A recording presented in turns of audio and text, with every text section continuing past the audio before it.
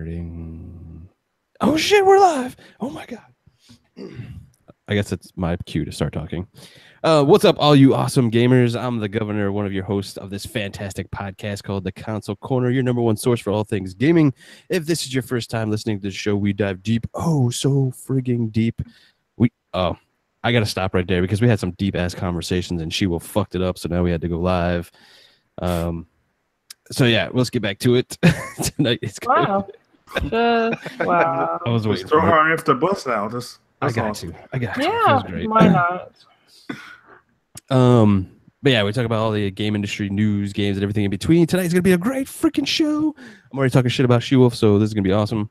But first, let's introduce the rest of our hosts of the Console Corner. We're missing two people tonight, Mr. Brutal and Distro. They got some things going on, so big shout out to them. We love you guys. We'll see you next week.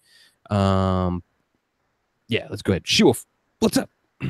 I don't know. Apparently, I ruined conversations, which is kind of funny because I guess he doesn't want all you amazing people to actually hear them. He wants to just be greedy. Well, come on. All those conversations weren't really like... No, just a minute. Being Whatever. greedy. I don't care. Yeah. Mm-hmm. Magic Mike, what's going on? Hey, what's up, everyone? Welcome to the Console Corner, where the pregame is always on point, and hopefully the rest of the show is too.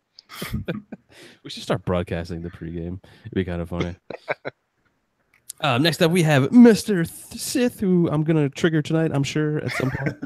Hey everyone, this is Sith Lord Mark Rest, the Father of Darkness and Maker of Flames, and let's get this started.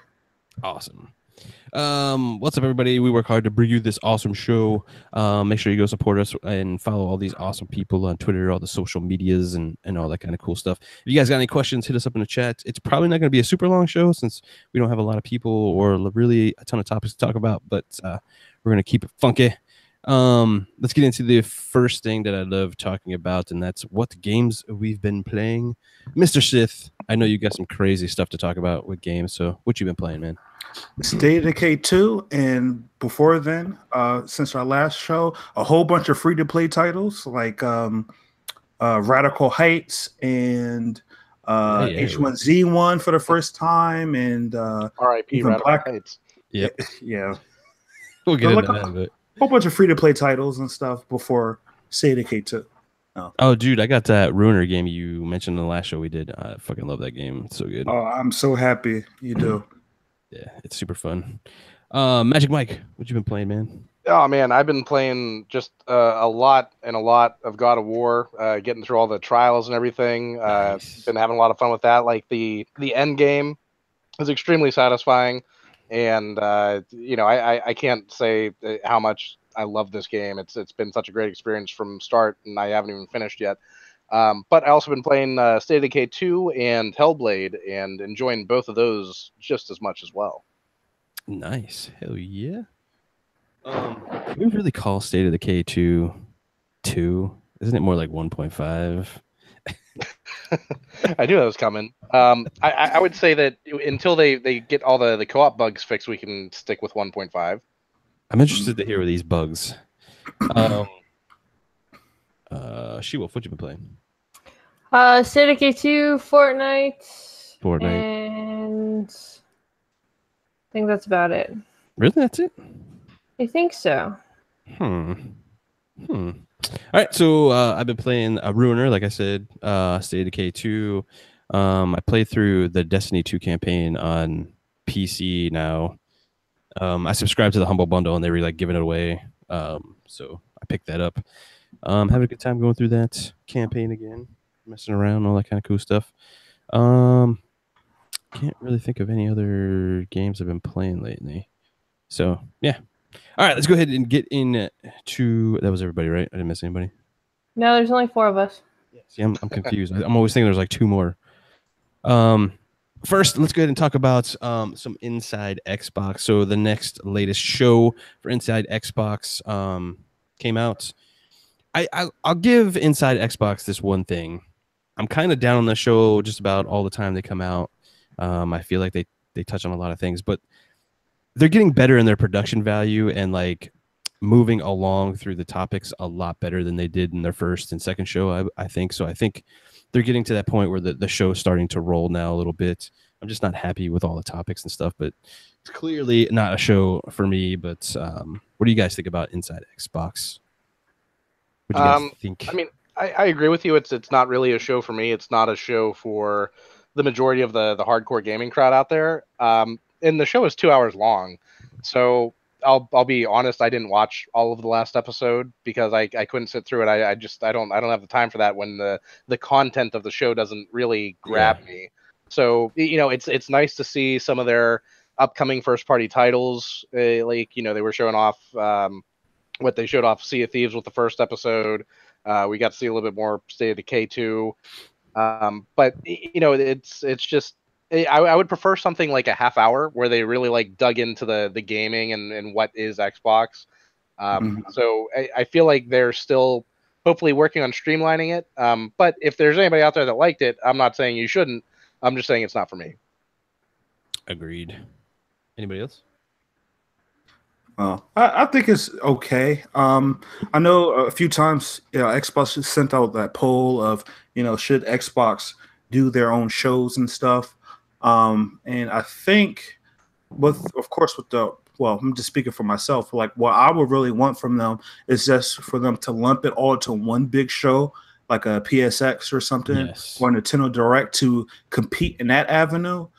Because the little bit of news that release is cool, but it's kind of like they could just dish that out to of course social media, and then of course people on social media, we will like spread the information out.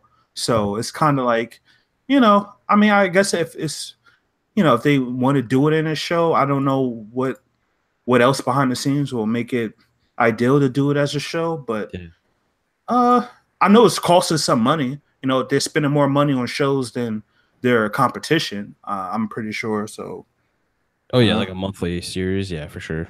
So, yeah, I mean that's that. I think only like Nintendo Directs are kind of close to that because they kind of come out periodically throughout the year.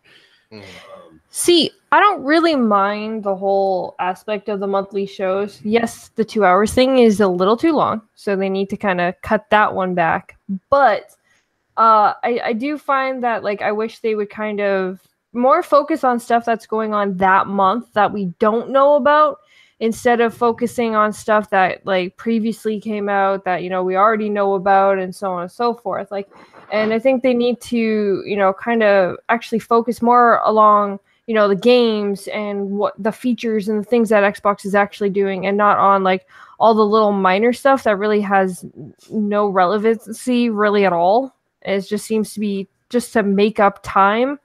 Like they're almost forcing it to be 2 hours instead of just actually doing like an hour and actually putting everything in there and actually talking about it. Yeah, it's kind of weird because I think we've talked about this a lot on podcasts before, and I was always under like when we talked about like the shows and what Xbox needed to do and all this other kind of stuff, I was kind of more along the lines of what Sith was thinking is like a PSX kind of thing just for the Xbox gamers, like having all these little nuances and little things just thrown into that show that they might not show on like E3 or some of the other stuff. But yeah, like I get your point too, She-Wolf, but at the same time, like that's why I say it's not really a show for us. It's more for show for like casual gamers that don't really know like the stuff that we keep up on like on a daily basis and all that kind of stuff. So it's one of those weird things like, okay, so a rundown of what was in it was the first look at Sea of Thieves, The Hungering Deep. We had Players Unknown Battleground, Desert Map, launch date. Like that was not needed. Yeah, both of those I don't think was needed, honestly. The State of Decay 2 community Q&A. Now that one was fine because that was coming out this month, so that's understandable. Revealing the Xbox adaptive controller. I think that was awesome that they featured on that. Well, let's talk about that for a minute because I do think that was really awesome too.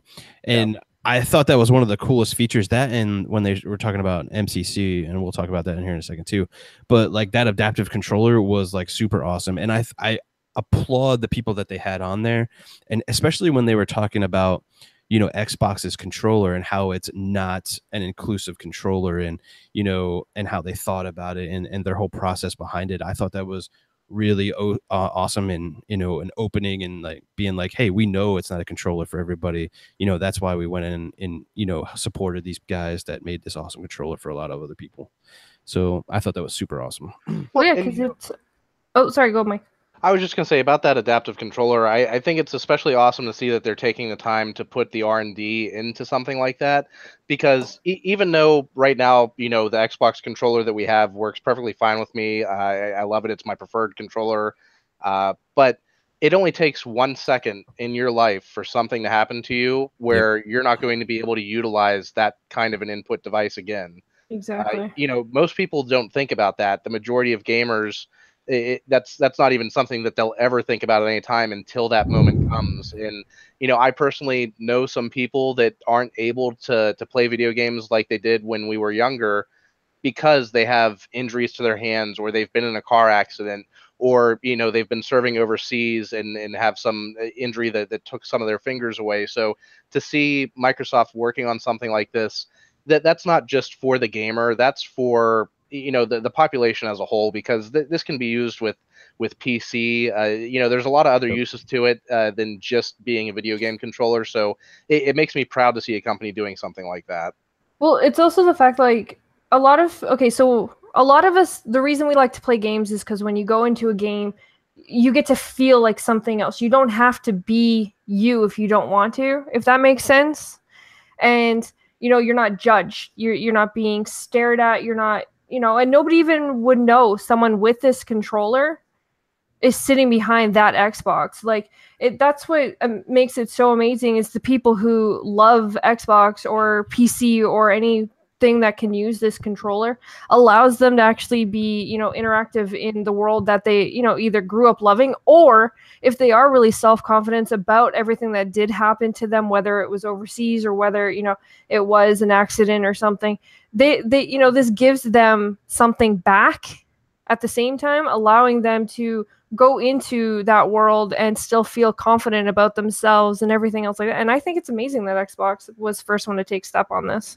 My only negative or gripe, and it's not really even a gripe, is but why is it taking so long for companies to actually, come out and do this kind of thing? Yeah. You think that this would be a no-brainer for all the gaming divisions out there. PC. You would think it's not like amputees or anyone with disabilities. It's not like it's something new. Well, yeah. I think that's the benefit of Xbox being a division of a larger company like Microsoft. They've got that kind of weight behind them that they can see the bigger picture outside of the niche that is their target audience. Most companies are looking at their target audience and ways to basically get them to buy that product. They're not trying to go outside of that bubble of their 18 to 35 demographic for a specific game developer, or looking outside of the possibilities of who can play this game and who can't. So when you have a company like Microsoft, and that's kind of where I say this is more than a game controller, because this can be programmed to do so many other things, so many day-to-day activities that we take for granted, that this could really come in handy for. And I think that Microsoft sees that. They see that gaming is an area where people use an input device. What can we do to make that more accessible? And then how can we adapt that new accessible input device into other areas of our I guess you want to say the Microsoft culture? They could use this on Windows for people in the office space that might have a disability, to make it easier for them to perform with their peers. There's all kinds of possibilities for a device like this. Absolutely, man. Big kudos to the guys that developed this thing, and Microsoft for backing it and all that kind of stuff. So awesome. Yeah, definitely. The one, what else were you gonna say on the? So next we have No Man's Skies. I really don't think that one really needed as much hype as it did. That guy, it's funny. When the show was going on, I was yelling to She-Wolf. I'm like, "There's no way Sean is coming out there. There's no way he's not gonna come out there." Sure enough, that dude was on the fucking stage talking the most awkward thing I have ever seen in my life. They were big shout out to the bongos, man, because he was so what was this about for the Xbox and this, that, and just shooting it straight to the guy. He was just skirting around things, and I was just get this guy off the stage. Come on. No, I didn't get to that part, but I'm pretty sure it was like you said. Oh man, it was awkward. It was very awkward, and what he made is not a public speaker. No, he really isn't. And what's kind of funny about the whole thing is he he comes out on the Xbox stage. You know, this game already has a bad taste in everybody's mouth because of the PC or the PlayStation release and everything else like that. Then he comes out and, you know, Xbox is getting multiplayer. They're getting more things. And, well, what's that do? That just kind of makes PlayStation gamers hate Xbox No, gamers. I think they're getting that in that patch too. I think. Are they? I thought they weren't. I thought it was only coming to Xbox. Yeah, I would imagine it's probably coming everywhere. Oh, well, then still. Regardless, this game is releasing, I guess, the way that maybe it should have released.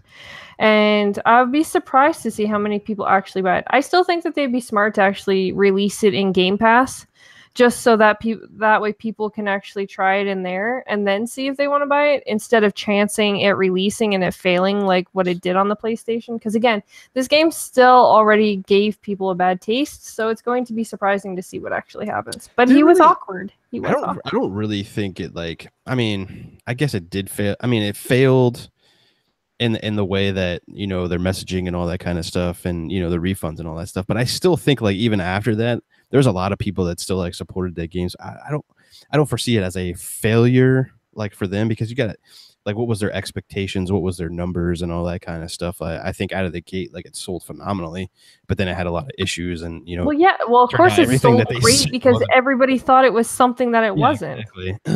No, I totally agree. That would be a fail to me. Yeah. But yeah, he was talking about it. I mean, he was trying to be like, hey, this is like the second release of it. You know, we heard you guys and all that kind of stuff. But, you know, I just can't take that dude at his word. And a lot of other companies that were also, you know, fine lining it there, or in that gray area of, you know, talking up this game when they know they weren't even playing it on a PS4 and stuff at the time. So, I mean, to everybody that likes that kind of this game and is going to support it, you know, kudos to you. I hope you guys have a great time. I'm just not going to be one of those dudes. I just don't think it needed as much time as it was given on the show. Well, I mean, it is like a big Sony, you know, like exclusive that's coming over to the Xbox, and so it's Hellblade, but did they get that much like talk on the last show? No. I don't believe they did. Well, you know what? Also, I think the price of No Man's Sky when it launches on Xbox is also a talking point, because it's launching at $50, I believe. Yep, $50. You know, okay, I understand that the game has gone through a lot of development and they've made a lot of improvements to it since it originally released. But I mean, if you can buy that game a lot cheaper on PS4, I think it should be at least like $40 should be the upper limit for what that game should be launching at. I think 50 is pushing it. Yeah, I think 50 is way pushing it too. I mean, you are getting all the DLC and the next update and all that kind of stuff, but still, at this point, it should be much lower. Yeah, but I mean, like you said, if that update's coming out for the PS4, you can, you know, yeah, you can buy that. Like, I'm sure you could buy that at a GameStop used for like, I don't know, less than $10. I'd be surprised if it was, you know. I'm gonna Google it. Hold on. I mean, I know you can buy a new copy for like $20. So let's see. No Man's Sky pre-owned is $19. It's the same price as new. Huh. Yeah, just about the new one. Well, that's because GameStop likes to kick all of their customers in the nuts. Except what's kind of funny is they have another copy, the exact same copy, for $59. GameStop and their weird prices. What were you gonna say, Sid? So weird. This No Man's Sky, I just can't believe. Oh man, I don't know. It's No Man's Sky, and I just hope the best for it. I hope it is actually good, and that's what I'm just gonna say. I don't want to go on a rant about it, because I could easily go on a rant about No Man's Sky. I could really rip that game apart, but I will not. I would suppress it. Exactly. So moving on. Next up, we had Forza Motorsport 7 update. Yeah, they were kind of teasing a little bit here and there and being like, hey, there's some cool features and stuff coming out. Yeah, they're awesome. But I mean, it's turn 10. They always support that game forever, so. That's true. Yeah, because they're bringing like drag racing experience back. Yeah, that's like a kind of like a beta. Yeah. And then of course, Okay, so here's when GKB was kind of like, what? And that's Oh, we're the talking about new Halo, huh? arcade experience. Which Oh, here's God. the catch, guys. Here's the catch. There's So no catch. This is there fucking is retarded. there was a fun factor. The only way you can play this is if you're over like I guess a certain age because you have to go to like Dave and Buster's. It's not releasing anywhere else except Dave and Buster's in the U.S. and Canada. So the Xbox's true exclusive is going to be for Dave and Buster's. Yep. Well, Uh, now they're like Konami now, like they're releasing. Exactly. You do some Palinko machines? What's going on around here? Yeah. So an arcade game, like Like, okay, who I asked for an arcade? They're game? diversifying their portfolio. That's what I they're doing. understand the They're whole milking concept Halo for that, everything like, they possibly can get out of it. That's what it sounds like, yeah. like okay, so this is my biggest thing about this. Like anyone who goes to like these kind of bars and stuff, do you actually go like take your drinks and then go sit in the arcade and spend like coupons or coins or whatever on a bunch of games? The last Or time do you I go went, play I did. pool? Yeah. I did. The last time I went, I only went a few When? times. When A was long Yeah. time ago. But when I Yeah. went, I just had to go. So Yeah. Yeah. See, the last time I played in an arcade, I was 16. So But I I've mean, been to Dave and Buster's. We What have about the one here. movies? Like ever, like the arcades is oh there, yeah, and dude, like for sure. no, I don't. I see them, but I don't go play them.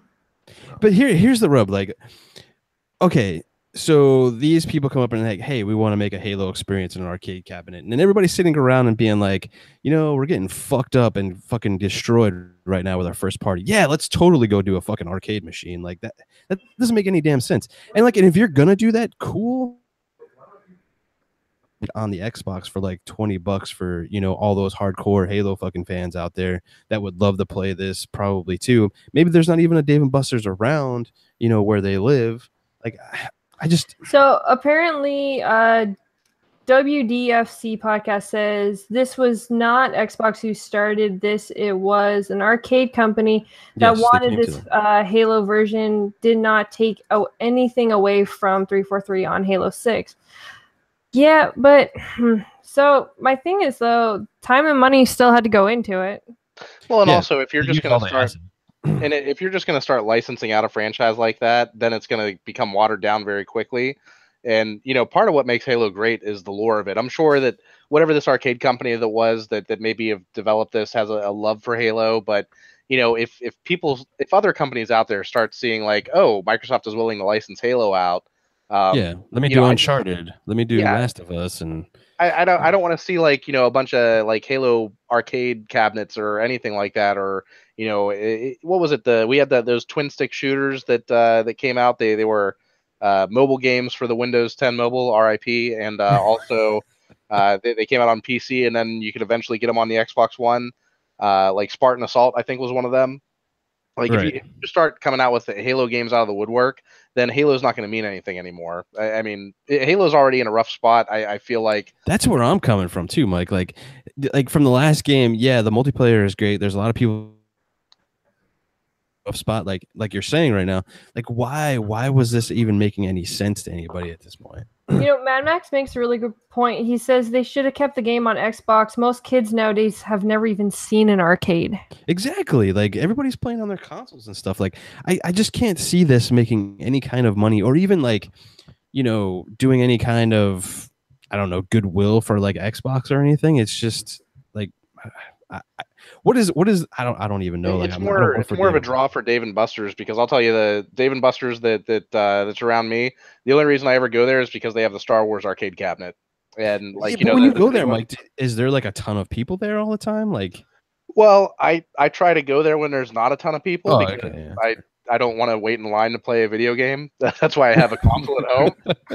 That's a fair point. No, like I mean the area of town that it's in, it's in a huge like outdoor mall. There's a movie theater. It's a really busy area of town on the weekends. So yeah, you go there on a Friday or a Saturday night, and yeah, there's a ton of people at Dave and Buster's, and a lot of them are playing video games. Interesting. Well, then power to them. I guess either way, it could be a good thing. It could be a bad thing, depending who's looking at it. I don't think it's good or bad. I think it's just a meh thing. It's like it's not really needed. It's not really going to benefit Xbox. It's definitely not benefiting Xbox players. Like we're not getting this, or a version of it on the Xbox. Like I don't see why that wasn't like part of the deal, kind of thing. Like throw this in. It should have been like just an add-on to like Halo 5 or Halo 6 even. Just to they could have had a fun. You know how games like to put arcade modes into other games. Mm-hmm.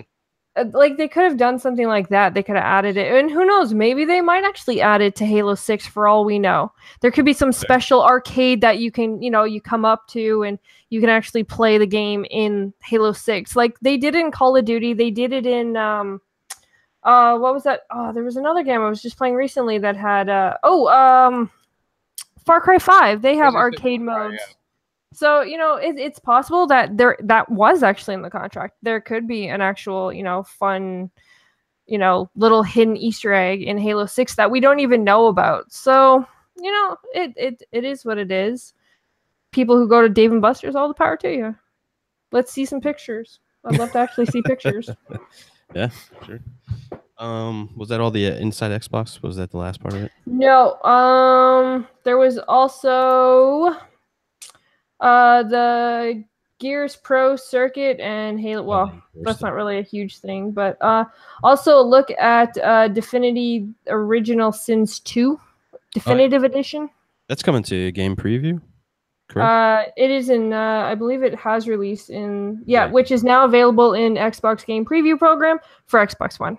I thought it was funny when they were talking about that. I don't know if I know you guys cut off the show before the end there. But it's kind of cool how they're doing like the feedback for that game. They have this little guy that comes out and is like, "Hey, how you liking the game so far?" As you're playing through the game, which I thought was really cool. And it's like you don't want to talk to him, you can actually kill him, but he comes back as a zombie kind of thing later on. So I thought that was an interesting and fun way of like getting feedback for your game. I thought it was pretty cool. Yeah, I like that kind of game too. It's very Diablo, Baldur's Gate kind of. So it's right up my kind of alley. So I'll definitely be checking that out. All right. Any other last minute things on Inside Xbox before we move on? No, that was about it for the show wise. Hey, cool. Real quick, just a minor rant. This wasn't on Inside Xbox, but how about Xbox getting rid of the Xbox Rewards program and shifting it over to Microsoft Rewards? Yeah. I'm not too happy about that. I got pissed off when I made another account and they just like, hey, you can't have two accounts. So they like completely destroyed my whole reward setup because I was searching every day. They must have thought I was like a bot or something, but I was like addicted to it, searching every day, and I was getting like a whole bunch of money by doing like 10 searches or whatever on Bing. You're talking about the Microsoft Rewards on Bing, right? Yeah, and since I had another account, they was like, oh, okay. Can't have twos against the rules, and then they probably figured you were trying to rip them off. Well, I was using it online, and it was getting money from ads, so it was an equal transaction. Called you out, man. What? It was. Well, it's just, I didn't make two accounts to. We call those gold spammers. Oh, by doing that? Oh, yeah. She just called that you. Is called a gold she called you a World of Warcraft MMO. Yes, in MMO, those are called. Don't let that stand, Sith. Don't let that stand. Look, what they can expect from gamers? They had Xbox Rewards, and then that's the game. You do searches, you get rewards, you spend the money. Yeah, on one account, you're not supposed to go make 50 billion accounts and try to get more money. That wasn't my goal, though. That wasn't my goal. I wasn't even the second account. I wasn't even using that. That was just my backup account. But why do you need a backup account? Because it's not safe to have one account, and if that account is compromised, you don't have no fail-safe. It's just a troll, bro. No, it's the truth though. And besides, I know a lot of people do that though. They do make like multiple accounts, and then they got bots and stuff, and level 1 rewards are always the easiest. So yeah, you could spam out level 1s with a bunch of accounts and get like a bunch of $5 reward cards or something. Hell yeah! But their systems, they should have some advanced coding to track like, hey, this guy is doing X, Y, and Z. Have you ever? Okay, so here's the question then. Your second account, did you at all was this really the question? Use it on no, I'm curious though. Did you ever use it on the rewards? Did you ever use this second account on the rewards? I don't think so. I didn't redeem anything from it. I know that for a fact. First off, Sith, if you did, fuck yeah, use that shit, bro. Like, why not? You did the work. Fuck it. Well, I mean, technically he already did it on the first account. I'm gonna go right after this show and make 5 accounts just to piss you off. Well, if people like, if you should have used like a different name or your wife's name at least, then at least. But back to the original question, She-Wolf. There was an original question. Yes, Xbox rewards to Microsoft rewards. I think I don't really use them that much, so I don't really have like a stake in it or whatever. But I think it just goes back to like Microsoft trying to be this one brand, everything together. Yeah, kind of it was nice to get that like that monthly deposit back into my account. Like I think over the years I'd gotten up to like I think they had the star programs. I was like a 5-star rewards account on Xbox. So if I spent $10 in the Microsoft store on anything, I'd get at least like $1 back. I always got 10% back of anything I spent. Nice. So I would buy games. I'd buy a $60 game. Hey, $6 in your account the next month to spend towards your next game. All right, great. I appreciated that. And they had the missions and things that were game specific. So you could rack up those points really quickly and get $15 in Xbox Live account deposited just for doing a couple of things. That's cool. It was good incentives. Is this Microsoft conversion? Is it you could use for the store? Because I know some of it was crossover. Some of the like in your Microsoft account wallet or whatever. I think you could use that at the store. I might be wrong, but like your Microsoft wallet can work with both the Microsoft store and the Xbox store. It's the same as long as it's on the same account. One account, Mike. One account. Oh, come on. As long as it's on one account, that wallet goes with you. Look, it's a backup account. It's not that. I'm pretty sure Mike was just like snitching on himself because that's no. So Mike, do we have a second account? No, I don't. I was talking to Sith Lord Mike Rich. I was just getting casual with it. Nice. Honestly, though, my whole thing about this is I don't really see the point. Like well, no, I don't really see the like. What's it matter? Microsoft gets blamed when Xbox doesn't do something anyway, so why not just combine the two?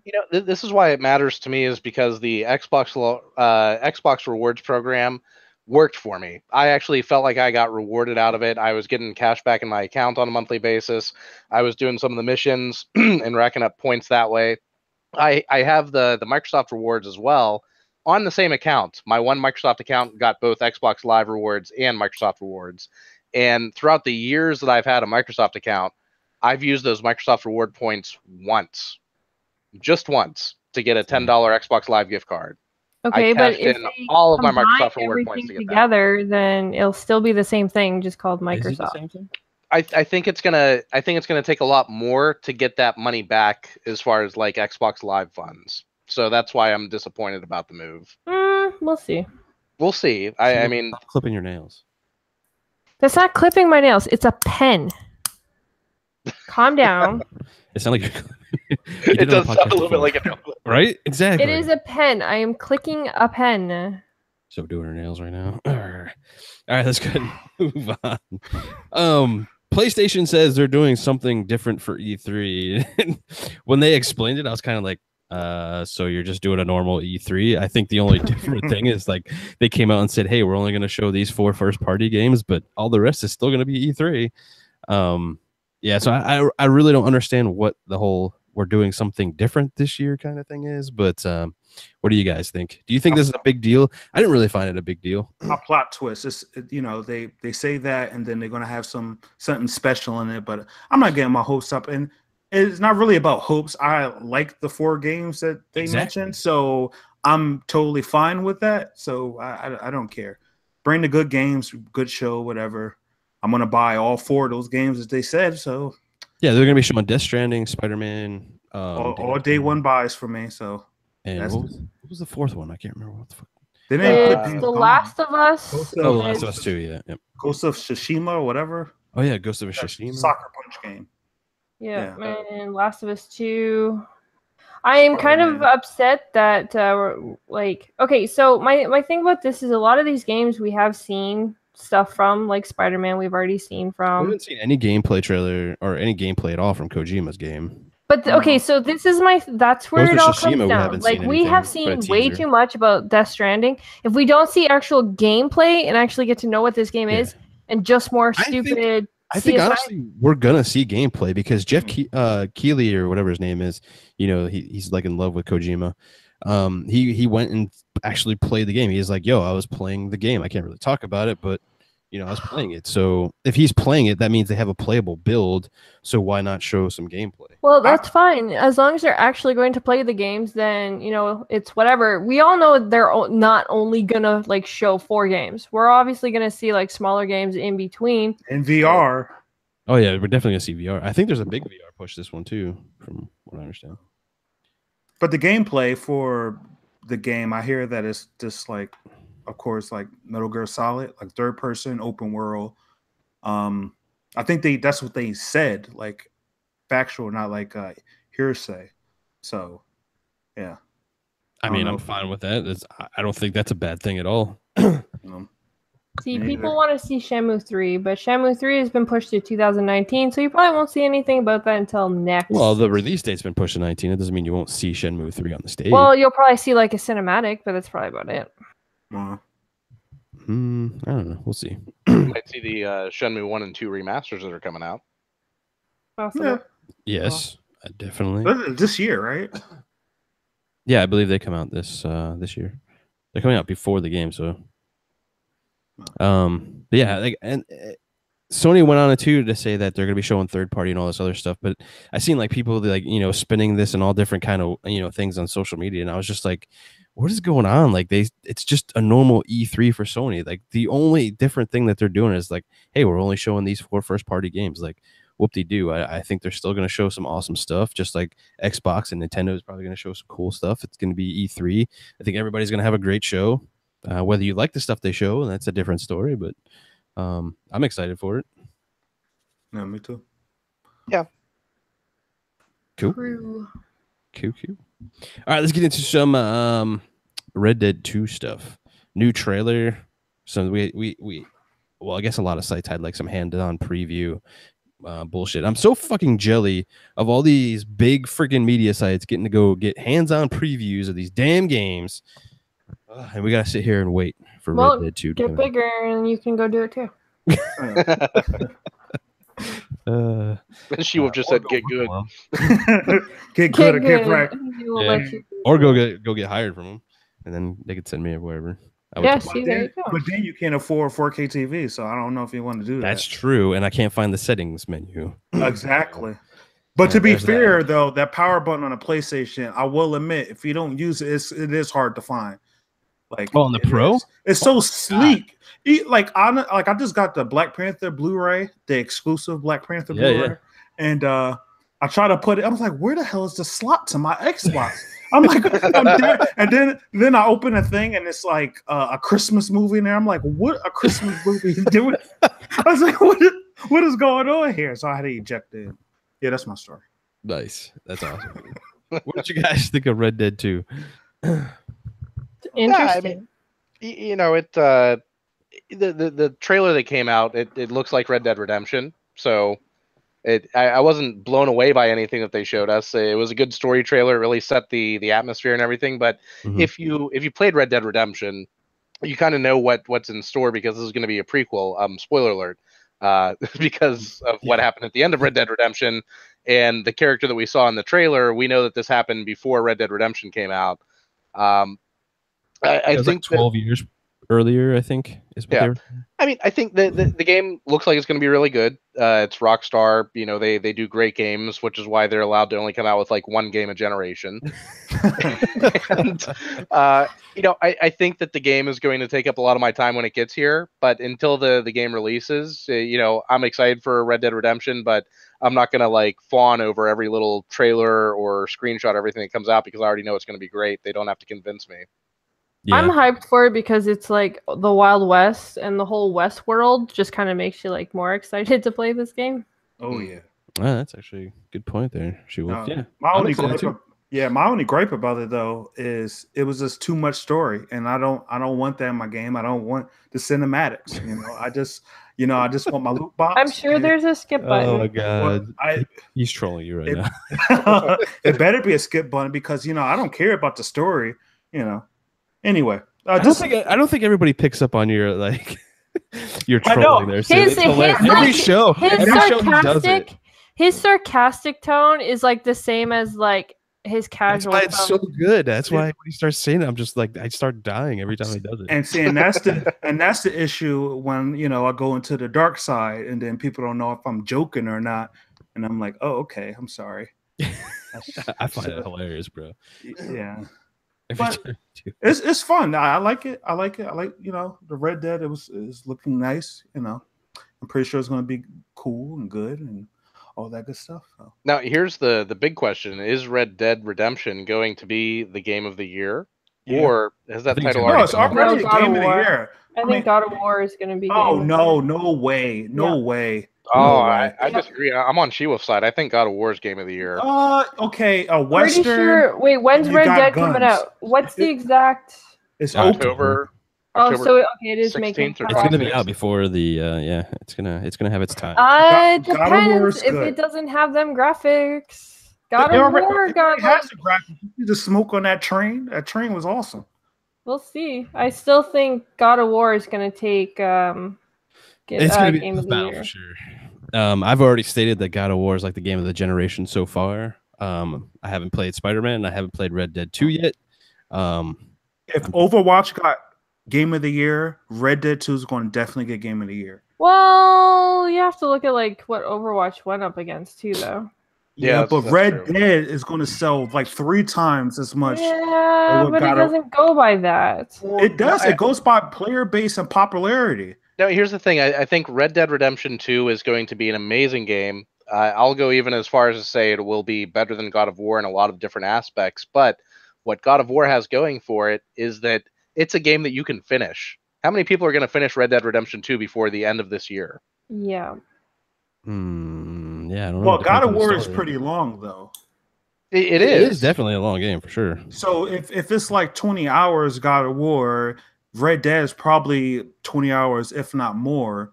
So I don't know, like I don't know in that aspect. It got online too, and I mean Wait, how it many got of us- guns. So How many of us here on the panel finished the first Red Dead Redemption? me, I finished it. I finished the zombie one. Okay, so you finished like one of the DLCs. I finished the main storyline, but there's still a lot more that I have left to do in that game. And that game has been out since when did that game come out? 2010? Yeah. Well, it's a lot of fluff and stuff. It's like an open world title, like GTA, like with the pigeons and stuff. Like it's just little tiny like things you could go back and do. But the main story is roughly 20 hours. You could just burn through that and complete it. I know there's a lot of casuals that's going to play the online, But I guess. see, But I the guess campaign it's is all going to come down to not everybody likes the whole Wild West thing. That's yes, what I was gonna say. A lot of people are excited for Red Dead because it's everyone's used to Red Dead Redemption 1 and all this kind of stuff, which is cool. However, there's still going to be a lot of people that don't play it because they don't like the Wild West kind of thing, where God of War, that kind of like touched gamers on a whole different level with the story and the aspect of what that game was. I agree, but when you start talking about game of the year, it's actually a bunch of like, game media people that actually talk That about it, too. and I don't think they take into account, it is a mass appeal kind of game. I think it's just like how they felt at that point, and it's going to be hard because God of War came out like earlier in the year. Red Dead's coming out like right before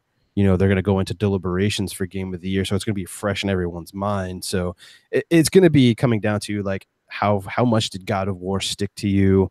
For me, like right now, I think it's game of the year, but I haven't played these other two games. Like, It who also knows? comes Spider-Man down might to- come out, and Spider-Man has probably more appeal than any of the games coming out this year. But who knows? Like Spider-Man might come out and being like, that's a game of the year. You never know. It also depends who reviews these games from each of these big companies, because there could be bias on that as well, and that's where some of the games tend to lack in the whole, voting for and everything else like that. So game of the year, you have to take into a lot of consideration of how it's done.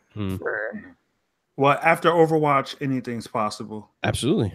I mean, look, what was it? PUBG was like in game of the year talks, even though I don't think it should have been there. It wasn't even a finished game. So, Yeah. But yeah. So Red Dead 2, I think we're all excited for it. I wish I could have seen more gameplay, but the story stuff looked cool. Looks interesting.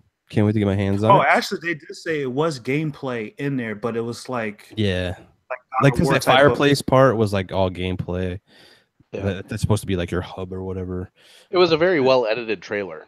Absolutely. It's gonna look as good as that. Like I'm pretty sure. So, you know, all good things. And that's the thing. Like with a game like Red Dead, most of the cutscenes and cinematics are all in game. So same thing with GTA. It's going to be pretty closely representative to the actual graphics that you'll be seeing on your screen. Mm-hmm. All I gotta do is put a little icon at the bottom, little mini map, and then change the camera perspective, and then add a gun logo up top, and there you go. That's the gameplay. I honestly hope there's not a lot of HUD at all in Red Dead. I mean, just to get you immersed in that kind of world. It should be minimum. I think Red Dead 1 was more minimum than GTA, if I'm not mistaken. Well, I mean, as long as they give you the option to turn it off, you can have as much HUD as it wants. True. All right, let's go ahead and move on to another topic, and this is the one I'm going to get Sith all riled up for. We're going to talk about some State of Decay 1.5, 1 DLC. I don't know, whatever you want to call it. You mean the masterpiece? No, let me stop. Oh, jeez. Let me stop. I'm not going that far. Look, I love State of Decay. I'm going to put it out there, everyone. I love it. I am like a cult, part of the cult of State of Decay. The first one, I wasn't one of the fans that wanted co-op. Like I know, like when I wanted co-op, and I love the first one. I know when the game first was they talked about that they said they was going to put online in the first State of Decay on Xbox Live Arcade, and they didn't. And I know a lot of people were angry about that. I even heard some people compare it to that Valve zombie game, Left 4 Dead 2, which I think is a poor comparison because it's a completely different game. No, yeah, don't ever compare State of Decay to Left 4 Dead. It's because it's zombies. All zombie games are compared to and that is the issue. That is the issue with the zombie genre as a whole, because some people, when they play Call of Duty Zombies or something, they see zombies and then they be like, oh, all these games like this. Or they see some cheesy / good movie, I forgot, Zombieland or something, and they be like, oh, all zombies are like that. But then something like Walking Dead comes out, something like The Last of Us comes out, and it takes that whole zombie post-apocalyptic type of outbreak thing, and then they flip it on its head and show you a different perspective. So with State of Decay, what you're saying is all the reviewers are wrong. Yes, what I'm saying here is, I know this sounds crazy because it's like, okay, a bias or whatever, or I'm a fan. But if a fan is reviewing a product, like an Apple fan, like for instance, if you're listening to Xbox fans, they know Xbox more than a PlayStation fan.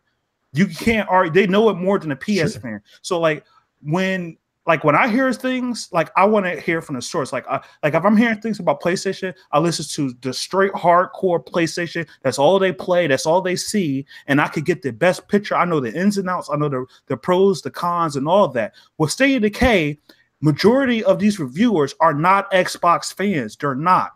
They're back in the Nintendo days. They're back in the Sega days. They're back in the Sony days. This is fact. This is not opinion. I agree. If they do a poll, but the issue here with State of Decay is such a unique game to me that it's hard to compare it. It's something like Minecraft. Like it's hard to, like when I first seen Minecraft, I'm like, this shit looks horrible, right? But get rid of the comparison. Like I still think their reviews are valid in that it's buggy as hell. Okay. It's not a big like revolution of State of Decay 1. It's basically still the same exact game. Okay. Yeah. And I gotta be honest too, the graphics are just fucking terrible. The textures are fucking hideous. Like in some parts of the game, like around your base, like the ground looks like like fucking God of War. I mean, of course, after playing God of War, everything looks like shit. But I think those are fair like points to bring up. Like you're being backed by Microsoft. You went to Unreal Engine 4 and I couldn't even tell that, like playing State of Decay 1. I mean, State of Decay 2. I couldn't even tell that. From my perspective, it is a little bit more polished than the first one. And here's my damage control here. And I'm being funny about this. My damage control is that the simulation that's running in the background, when they're coding it, I'm pretty sure the simulation, which a lot of games are not doing, they're not literally doing a real simulation. Something like it's the same thing with Skyrim. When Skyrim is so buggy, and why I love Bethesda games, and I do give them a little bit of pass, and it could be a little bit more polished, but from a developer's point of view, that coding for that engine, when you drop a damn apple a mile away, and you could play 100-hour save, and you go back to that same spot, and that apple is still there, that is built into the engine, and that will cause bugs and glitches later on because they're running some intense simulation in the background where the untrained eye, they don't notice that. Like I noticed with a game like Witcher, how awesome that game is, but if you destroy a crate, it disappears. The RAM, it just dissipates it, or how it loads it up depending on how far you walk. So like games like Bethesda, it's no game like that. There's no engine like that where you could drop a pencil in a particular angle, go 200 hours into the game, and go back, and that pencil is exactly there. So that goes back to State of Decay 2. The simulations that they're running in the background is very intensive. That's why it's choppy, because the game is not necessarily just showing you beautiful graphics and burly CGI. But I think that goes back to my point, Sith, though, is like, okay, I get your point, and I agree with you on the fact that the core gameplay mechanic is phenomenal, and it's fantastic, and I won't take that away from State of Decay 2. But my problem is, yeah, it is doing those things, but it's still janky, even though the graphics aren't even up to par with today's standards. Like I don't give that a pass at all. Like, and I agree with that, and that's why I'm blind about it, because I'm so entrenched in with the gameplay. That's why I'm giving it a pass, because I'm seeing it from the perspective on how hard it is to simulate what is going on. So and I get that perspective, because I see what you see, Mike Rich. I see that. I see how in depth the game is from a technical perspective, where if I ran over a zombie heading out of my my main hub, and I go and do like 5 missions while I'm away, and I come back and I drop everything off that I got in the trunk of my car, and that zombie that I ran over when I first left the house is still sitting there like smoldering in the sun. That is impressive to see that body didn't just disappear after 30 seconds. But doesn't Far Cry 5 do that too, though? No. I mean, Far Cry 5, the bodies, they don't last nearly as long as they do in State of Decay 2. Especially when you're dropping loot too. If you drop it in a trunk or like all the way across the map, it will save it. Also like with Far Cry 5, like where you're talking about, like if you blow up a propane tank next to a house, if you go on to the other side of the map and then you come back and reload that area again, that propane tank, you can blow it up again. With State of Decay, like, there are things that like you're doing permanent damage, and that damage isn't going to just respawn like more vehicles or anything like that onto the map.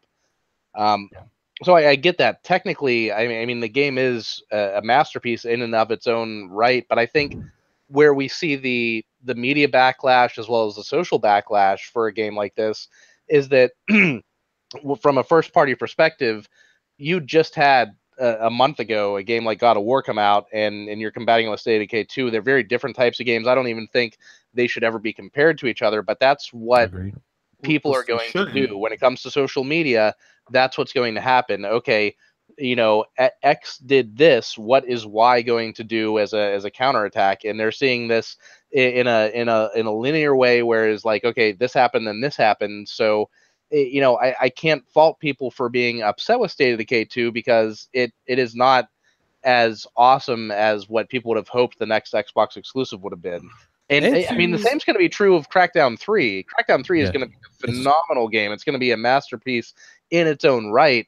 But if you're going to compare it to something else that it shouldn't be compared against, you're going to see flaws that you would otherwise overlook. Like Mike Rich, you're saying I can look past the visuals, and I can too. The game is incredibly fun. I was talking in the pregame about how I can't stop playing the game, because it's that type of game where it's like, okay, well, just one more thing, or I'm gonna clear out that one next house and maybe set up an outpost, and then I'll be done for the night. And then you do that, and you're like, oh, well, the next house is just, I can walk there. I'll get that. There might be a good rucksack in there that I can take back to my base. And then, it's hard to put the game down from a gameplay perspective. I'm loving everything about the game, but the game is not flawless by any way whatsoever. So. Okay, so first off, for anyone is wondering, the game doesn't actually fully release until tomorrow.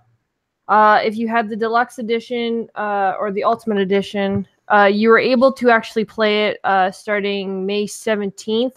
If you were lucky and you got a review copy, you were able to play it back on, I believe it was May 12th. You were allowed to start playing it.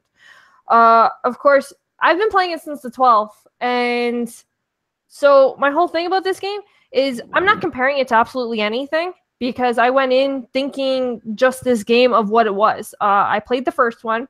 I really thought it needed co-op, and going into State of Decay 2, I still feel that way with having such a big map, and personally, just with your base and your community that you get, I do feel that like you're mostly taking care of babies. Like when you leave, like they sit there and fight, they do whatever the heck they want to do. Like they act like let mama children. breastfeed you real quick. They do. Like you literally, it's like playing Sim Zombies. It is. I mean, yeah. I mean, that was a lot of like first game too. Though. But which is fine. You know, but I still preferred. I was excited for the co-op part of it.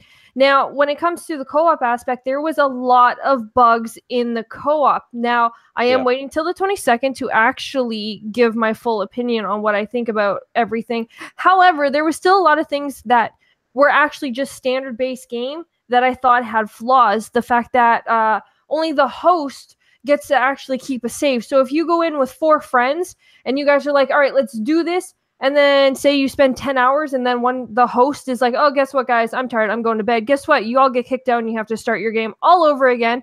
You get to keep your person. Right? Well, yeah. Well, if from wherever you left. But I mean, like if you didn't start, like if you didn't play previously, all the progress if you is only for the host. Yeah. Yes. So, like, that, I think, is a problem. There should have been dedicated servers. And we talked about this on Far Cry 5 as well, and this is 2018. This should not be a thing in any games going forward. Like, this is absurd. No, there's no reason why with the Azure servers they can't allow you to manage your own community, and for like She-Wolf, you could have your community, and we could load our communities onto the same map and interact together and help each other out. That would Are they even using dedicated servers, or is this host? This is all peer-to-peer. It's peer-to-peer. So again, like, what's going on over there? Budget. Like, that's what's happening. That's why it's a $30 time. And budget. They are backed by Microsoft. You cannot come in here and being like, oh, it's budget with them. Like, come on. They came out and on their own accord said, hey, this is going to be a AAA. We went out and bought a new engine, blah, blah, blah, blah, blah. They was wrong for saying this is going to be a AAA in that aspect. So whoever said that, there was wrong. One of the developers of the game said that. Yeah. Well, yeah, I do have to say though, for everyone who's wondering about the tethering thing, that's actually not that bad. You actually do have a pretty big radius for where you can actually go for the tethering. I agree with you, but there shouldn't be a tether at all. No, there shouldn't. But I do warn people though, if somebody say goes to like a watchtower and you try to run too far, you're gonna go and you're gonna fall and then you're gonna die. So just let you know. And I think that tether is probably put in place because of it being a peer-to-peer host. I think if these were dedicated servers running on Azure like they should be, I don't think you would have seen a tether at all, because it would have been all handled on the back end by the hardware and stuff. Right. Where it's limited to that host's console. Like, and how awesome would it have been if you would have loaded up your game into an online session and there was, even without you inviting somebody in the co-op, just another player-driven community on your map that could become hostile or could become friendly, kind of like Sea of Thieves. I think that could have really lent itself to that game. That'd have been cool too. So yeah, you just don't know. Can I trade with them, or are they going to mess? If they gave you the option to have, like, say, an actual multiplayer base, right? I think that would have been cool idea, because people could have actually gone in and done that, but still had your private servers. So people didn't have to obviously, do that if they didn't want to. But I think that would have been a cool idea. But they didn't. They literally kind of made it not all that great. What were you gonna say, Sid? I'm pretty sure on the third one they're gonna just throw all that stuff in there. I just think it was. I know it seems like I'm just Decay wait for the third one, guys. Look, if you Game Pass. My honest opinion is, if you're playing a game for co-op, just for co-op, is probably not a game for you. If you're like me, who loved the first one just because as well it didn't really focus on co-op, because I think it's like a balancing act between MMO and a single player experience running a simulation, your own simulation. Because when you're adding more players into the type of simulation that State of Decay is running. I'm not saying this is like NASA type of I still had simulation. fun playing the co-op though. The co-op it's not like it's horrible. Like when you take aside some of the small issues that it has, like the tethering, or you have to go to certain place, like everyone's loots are different or whatever. Just playing the game with your friends, that is actually still really fun. I've done it with several different gamers while streaming, and it was still really fun. I just hated the fact that as soon as the game ended, I lost all that work. Is the only issue I had. And I just want to say real quick, like for all the things that I've said that may come across as a negative about this game, I'm loving every minute that I'm playing of this game. I absolutely love games like this. You have experiences in a game like this that you're not going to get in other types of games. I was talking like with everybody in the pre-show about how I had this one member of my community that was causing problems. They were fighting. They were don't ever issues. team up with Mike. Yeah, don't ever team up with me, because if you cause issues in my community, I'm going to partner up with you, take you out on a mission, and sacrifice you. That's what I did. There was this woman, she was causing problems. She was bringing the morale down. I took her out on a mission. The zombies started attacking her, and I was like, you know what? You're on your own. Nobody likes you. I actually let my communities choose like what I did in options, and yeah, sometimes they were nice and sometimes they were mean. I totally agree with Mike. Like, I don't want to sound like, coming off as like super negative about the game, but its core gameplay loop, just like State of Decay 1, is fantastic. I just felt like it had more potential. That's where I'm coming from. They do need to like drop the whats and go full throttle, throw a lot of money, because Dead Labs, they deserve more funding, they deserve a bigger budget, throw all the bells and whistles at it. But then again, I'm worried about what is making State of Decay so unique and precious. Like, will it lose that? Similar to fan bases of like Halo, where people think Reach and Halo 4 sacrificed their kids or something. I got a different perspective. Like, honestly, I don't think State of Decay 2 needed more money per se, or even more stuff thrown at it. I find that Microsoft isn't giving these games enough time.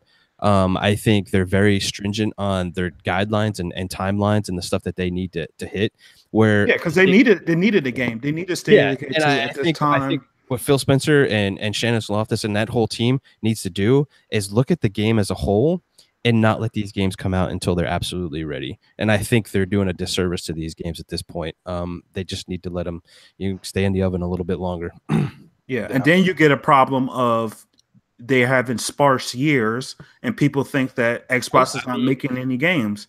So that's still on Microsoft to do that. Like, you can't say, hey, it takes time to make games and then make a console and then not build games while you're making the console. I mean, that's just poor management. Well, this is on Xbox, because Microsoft is a separate company that isn't actually. Well, I mean, you can't even say that anymore. Now they're starting to really pull themselves. And I don't damage control and all that other shit like other people out there being like Tony Mercer this and fucking all this other nonsense. Get the fuck out of here. God damn. I have been working for corporations for some time now, and when Natalia, like the head dude, comes out and says Phil Spencer is the fucking man going forward, that damn day and date, it is all Phil Spencer, and the other guys are just facilitating what they already had in the works, and everything going forward is all Phil Spencer. Like, I don't buy any of this bullshit that people want to spin out there. It's total utter bullshit. See, but either way, back to like the thing about State of Decay 2 is the game was great. The first one was great. It just needed co-op, because I'm sorry, I know Sith, you said you like the whole single player and stuff, but when I go into a zombie apocalypse, like you see with like almost every zombie movie or TV show, you're always with a group of people. It's about like, the communities and stuff like that. And I want to be able to go with my friends and actually, drive around, especially for how big the world is. Because that's one thing that, bores me of like games like Far Cry, playing them by myself when the worlds are so open. I just find it funner with people. And that's all they needed to do, was actually put dedicated servers in to have a better co-op. And the game would have been just fine. Like, obviously, touch up the graphics a bit for the second one, whatever. But overall, the first game didn't have any real problem to me. It just needed a co-op. So it's different styles and stuff and different preferences. And the good thing is that people could find, their preference and style, and like it's this co-op or single player, and then get it from that angle. Like when I'm playing a game like this, I like to be like like how I'm playing it, I always just take one person. Like I would go by myself, I make the other people rest, and then I would go off by myself, do whatever, because I don't want to risk the lives of the AI that's out there. Because I'd just rather risk Unless my your own. AI is causing fights back in your community, and then you sacrifice that AI. Oh, yeah. You throw them into the horde of zombies, and you See, walk away. see, I wouldn't do that. I would try to save the person that's doing that. I was just trying to give them like I don't know. I'm like, ruthless. I don't care. JD Gamer, like at GKB, they gave them another year. The director of the game decided to add more features rather than fix bugs. I mean, I get where you're coming from, but honestly, like, how many features did they add? They added co-op and a couple of like the plague zombie stuff. Like, what other features did they add in there? Well, you could put stuff in the trunk. You got more weapons. You I mean, customize the weapons. Is that like a groundbreaking like thing? It's not it's gonna groundbreaking. take, That like, needed a another whole nother year. Like, that's what I'm saying. Is like, I mean, I get what he's saying, and I understand what everybody's saying, but I think at the same time, it still comes down to Microsoft needs to give it more time, and if the directors are doing dumb things, then they don't need to be there anymore, and they need to get people in there that's going to get the game right. And there was I mean, it's just like simply regardless, it needed dedicated servers, and the co-op should have been handled differently. When it comes down to it, the game is still great. I still enjoy playing it, but it does disappoint. And I swear to God, if any other game comes out this year or any fucking following years where it's multiplayer and your progress does not get, I'm waiting for Anthem. I'm really shit. waiting for Anthem for the fact that that's going to be a multiplayer, like that's going to be a co-op based game. But it's like an MMO. It's going to save No, like they've come out and said that it's not exactly an MMO. That's the thing. So yeah, we have to wait and see it. What? Yeah. So if it comes out like the style, like because I think they've it's a had some different drop things. out kind of sandboxy type kind of thing. I don't think it's full MMO. I don't think it's full just single player. Oh shit! I think it's going to be a co-op. I think it's going to be a game a lot like State of Decay 2 and what other game has done it recently? Like Sea of Thieves and stuff like that, but not be an actual MMO. So basically, BioWare, if you're listening, don't mess this up. Just to say Destiny MMO. JD, I feel you, bro. I know, man. I love the game. You love the game, but I mean, I still think what you're talking about, like the base building features, is just add-ons. Like, here's my point of view. Okay, you look at State of Decay 2. It's exactly State of Decay 1, just maybe a little bit prettier and some new features. Like, you can look at State of Decay 1 and take this and put it as a DLC for State of Decay 1, and you would have the same exact experience. That's where I'm coming from. I get that they added these features, but it's not nothing that hasn't been done in other games where they had to like go develop all these crazy new things that nobody's done before. This is stuff that's been in other games and all that kind of stuff. I just, from my perspective, they could have done more. A bigger jump, and they could have done more. They just should have put more time, more money, and then it would have been like I'm fantasizing about a like fully like ridiculously funded, time spent, like a 5-year development cycle of a State of Decay 3, where they put voice actors and stuff, and they already have voice actors, but like facial animation. They had these little bubbles come up, and I was like, "Are we playing The Sims right now?" Like, like we're playing like Mario, Zelda, exactly. But some of it's good though. Some of how the characters and like the voice actors, some of them are really good. I was let down on like sometimes the mouth wasn't moving, but it could have been like a bug. And I'm like, really? Y'all can't make the mouth move? Like, what is this, like a JRPG or something? I like the hoodies. They have a bunny hoodie. Oh my God. A bunny hoodie? Really? They have a bunny hoodie. I have a character that my whole community all has like neat hoodies. One has an octopus hoodie. One's got a bunny hoodie. All right, let's do Oh, okay. I think it's like a green hoodie with a mask, but I'm gonna take everybody in my community with a bunny hoodie and sacrifice them to the horde. I could see you do that too. All right, let's move it along, guys. Let's go ahead and get into Mike's What's Out Now. Sorry, man, we don't have any intro, so you're just gonna have to wing it, bro. You start Bang, singing. boom, kapow! It's what's out now. And yeah, those are really the words, so shut up. All right, everybody, let's take a look at what's come out. We're not going to go over the past month worth of releases because I know it's been a while since we had a show here, but we're going to go over the last week because we've had surprisingly a lot of releases for May. So on Tuesday, the 15th of May, for the PC and the PS4, we had Little Witch Academia, Chamber of Time. On the 3DS, we had Shin Megami Tensei, Strange Journey Redux. On the PS4, we had Dragon's Crown Pro, and no, you don't need a PS4 Pro to play that. And also for the PS4, we had Monster Slayers. Then on the Switch, we had Battle Chasers Night War. On PC and PS4, Horizon Chase Turbo. On the PC, the PS4, the Xbox One, and the Switch, that's a true multi-plat if you ever asked me, we had Wizards of Legend. And on the PC and the PS4, we had Omen Sight. Then on Wednesday, the 16th of May, for the PC, we got a game called Machiavellian come out. And on the PC, we got Stay. This game is also getting an Xbox One release later on in the month, but right now it's available on PC. Then on Thursday, the 17th of May, for the PC, we got Far Lone Sales. Also, we got on the PC Taco Gun. That sounds like a lot of fun. I love shooting people with tacos. And on the PC, we got Creepy Road. Then for the Switch, we got Yonder, the Cloud Catcher Chronicles. Also, another true multi-plat coming out. The PC, the PS4, the Xbox One, and the Switch, we got a game called Fox and Forest. And in Steam Early Access for the PC, we got Worlds Adrift. Then this past Friday, the 18th of May, for the Xbox One, we got Monster Slayers. On the Switch, Little Nightmares, the Complete Edition. Awesome addition to the Switch library. Also on the Switch, Hyrule Warriors, the Definitive Edition. For the PS4 and the Xbox One, we got Hitman, the Definitive Edition. And on the Xbox One, we were just talking about it with its ups and its downs, State of Decay 2, the Ultimate Edition. And that, everyone, is what's out now. It also releases tomorrow on Game Pass. True. The standard edition of State of Decay 2 is going to come out to Game Pass tomorrow, as well as regular release for everyone that didn't want to pay the extra money for the Ultimate Edition. Also, here's a little fun fact. If anybody gets Little Nightmares on the Switch, if you have the Pac-Man amiibo, you can put it on and you'll actually give your it'll give the little girl a Pac-Man raincoat, which is really creepy looking. Real quick before we get into the next topic, I just want to hit JD Gamer. He's been super awesome in the chat and had great points. So I just want to shout out this thing. He's like, how much more time do you think they would need to have a super polished game? I honestly, man, I'm not a developer. I'm not going to pretend to know that kind of stuff. But when you look on the other platforms, they're putting in 5+ years. And I've said this on other podcasts too, when we were getting into these generations, like, I think 3-year like turnaround cycles for games is way too short these days, especially with the iterations and consoles and stuff that they have to do. I think, and how more advanced the game is too. Yeah, for games to get more advanced in gameplay and features and all that kind of stuff, they're gonna have to take more time.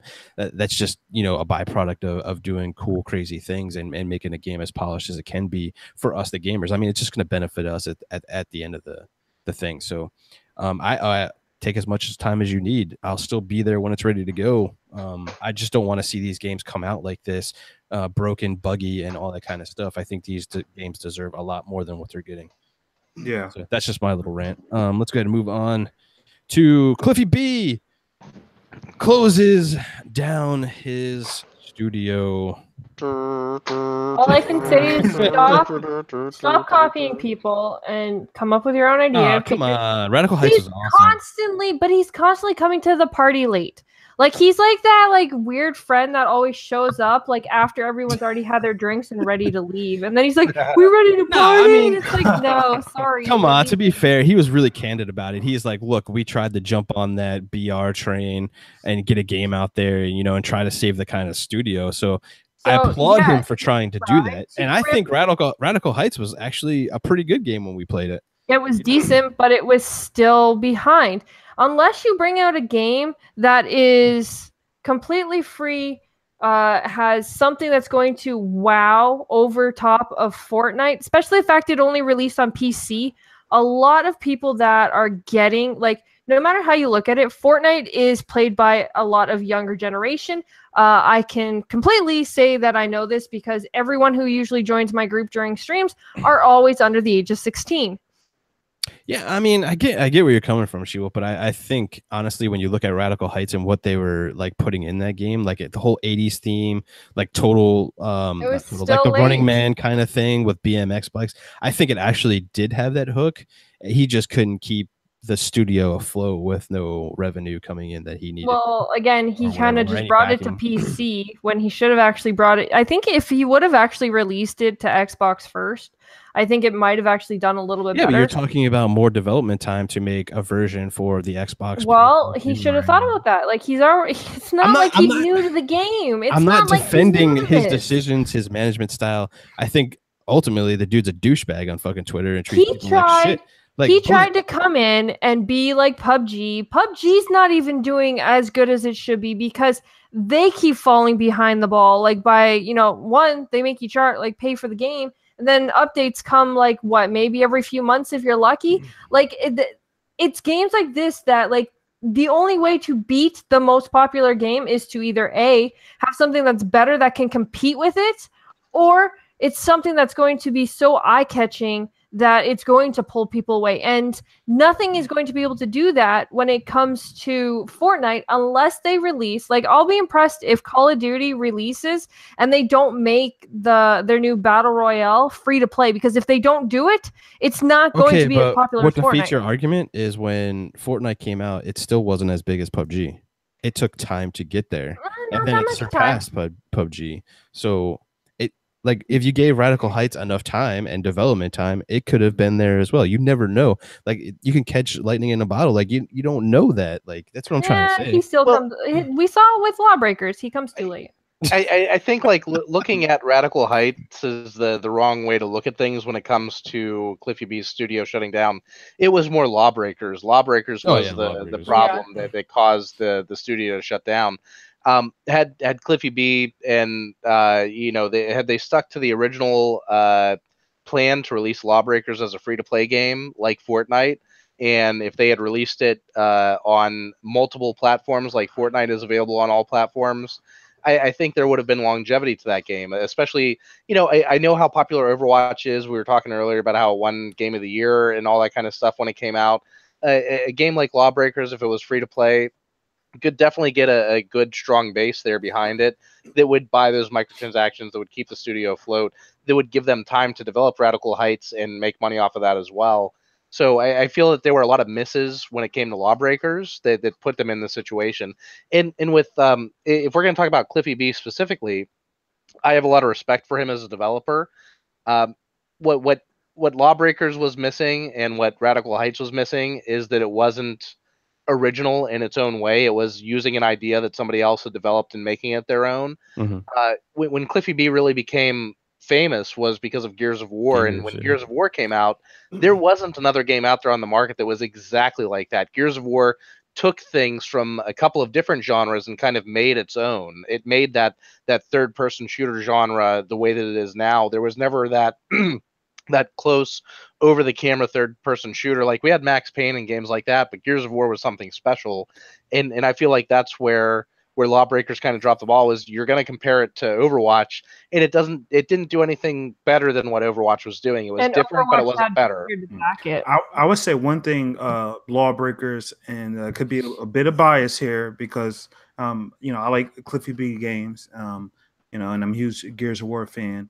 Man, for sure. Their art style, like Lawbreakers on paper, like if I'm looking at Overwatch and I'm looking at Lawbreakers look way better just from an artistic point of view. Like my artistic taste. Yeah, it has that art, cleaner look where Gears was very down, very gritty, post-apocalyptic. Yeah, and I'm pretty sure Cliffy B is a big part of that. And then also with Radical Heights, Radical Heights look way more appealing to me than Fortnite will ever be. But I mean, that could be biased because I like the 80s. I'm with you, retro bro. Yeah, thing. I'm with you with that. It kind of reminds me of like a Vice City type of vibe. Like I just recently played it, and I'm like, wow, this is pretty good. And back onto the other points y'all made too about it being original. I think Cliffy B, he should just go to Microsoft and he'd be like, look, I want my own studio. Give me the money. You see my track work. Give me enough money I could fund my own studio and X, Y, and Z. And I think that's his best move. And he should do something original, not in the aspect of, because like with Gears of War, of course it was unique and it was also the best. that's another thing. It has to be the best, and that was the point with Gears of War, because with cover-based shooters, the first thing that came to mind that reminded me of Gears of War, when that came out, was Kill Switch. Kill Switch was an awesome game. It was cover mechanics, just like Gears. It was like, some people will say it's a ripoff, and it kind of is in some ways, but you know, it got the aliens. It got enough new freshness to it. Man. Yeah, it's still good. And then Winback on the N64. That was like another like cover-based type of shooter. That was, I didn't like it at first, but then as I continued to play it, I was like, oh, okay, I could get used to this. But anyway, Gears of War, awesome game. It was unique overall, the art style, the tone. So I think that's what Cliffy needs to do. He just needs to go to Microsoft. Hey, I need my studio, fund me my money, and I could do X, Y, and Z for you. And that's what he need to do. Somebody, I think it was JD Gamer again. He said in the chat, he's like, there's a rumor going around that Microsoft did buy his studio. So who knows? We'll have to see if that comes to fruition or not. But hopefully he needs the funding. Because like if like say that game, I don't find Cliffy B as like a team player. You know what I'm saying? I mean, why should he would have? If Microsoft had bought Boss Key Productions, I don't think he would have announced that they were closing. Maybe they're closing and renaming under a different title. Maybe they'll take Scalebound. 5 years from now, five years. Don't be hating. Don't be hating. No, I would be interested to see Scalebound come out. I'm never going to say I don't want to see that game, because it was an interesting concept. But I don't know. There are rumors abound about Scalebound. Is Sega going to develop it, or are they giving it off to another third-party studio? But I mean, like, if Cliffy B took Scalebound and took his knowledge from Gears of War, but brought in like dragons and freaking the art style of what Scalebound would have been. Like a shooter guy. Well, he did show an RPG game. He just showed a picture on Twitter of some type of like it was like an Asian. Dragonflies. Yeah, dragonfly. See, like when I seen it, I'm like, man, the art will look awesome. But then what was the bummer to me was it sounded like a Evolve clone. So if this whole idea of to make them crappy clones with better artwork of previous titles, I just don't. It has to be the best when it's doing it. Has he just lost it? Has he lost his creativity? No, he hasn't lost it. He just needs to. Well, I mean, his last games, like technically speaking, it has been clones of other games as of late. He just go with Microsoft. That's it. Yeah, that's all. I mean, I agree. I think Cliffy B is like too important in the industry to just go away. Exactly. But I think the guy like Cliffy B was like under somebody else, like in Epic and all that when he was doing Gears and all that. Yeah, to check him. That was the thing. Yeah, that's what he needs. He needs somebody up there that's like, hey, get your shit together and fucking get this done. And I think he's gonna do some really great stuff. Yeah. We'll have to just wait and see. So yeah, bummer to see Cliffy Studio. Let's see what happens later on. I'm sure he's gonna come back and do something crazy. But the last topic tonight we're gonna talk about is Call of Duty Black Ops 4, and I don't know about this. I'm interested in it. Oh god, I am. I think the concept. All right, let's get into it. So the battle royale thing and their concept of like a whole bunch of maps being put together, I think is really cool. A lot of fan service and stuff that's going to go into that, because you're going to go around this map and being like, oh man, I remember this, and like Nuketown and all this other kind of cool stuff. I just don't know how it's going to play out. And my biggest thing and why I bought Call of Duty every year was the value it always had every year. It always had a great campaign, whether you think it's great or not, but most of them were pretty good, except for, Treyarch. Black Ops 3. They've been shitty on their campaign. So I guess it's probably, a blessing in disguise that we don't have to play through another shit campaign from them. But anyway, they offered a campaign, they offer multiplayer, they offer zombies. Like, you're getting a ton of stuff for your $60. So if they're taking that out and just adding a battle royale mode and multiplayer, I don't know if I'm going to fork up the $60. Like, if they have a version that's cheaper, maybe. There's but $60 rumors is going to be tough. The battle royale could be actually free to play, but full of microtransactions. So you're saying the battle royale is free, so then I'm just going to pay for multiplayer on the other and zombies. So apparently, like, the zombies is supposed to have So what I've heard is zombies is gonna kind of become like their campaign. There's gonna be like 3 different modes that are gonna be like 3 different style of like campaign zombie things, and then you'll have your multiplayer. So you're kind of paying for zombies and multiplayer, and then apparently battle Here's the royale. thing, Maybe like, Jazz in the chat, like I've heard this too, and I've also heard like COD was like in some development hell. Like they went like way too one direction in their QA, and everybody just hated where they went with it.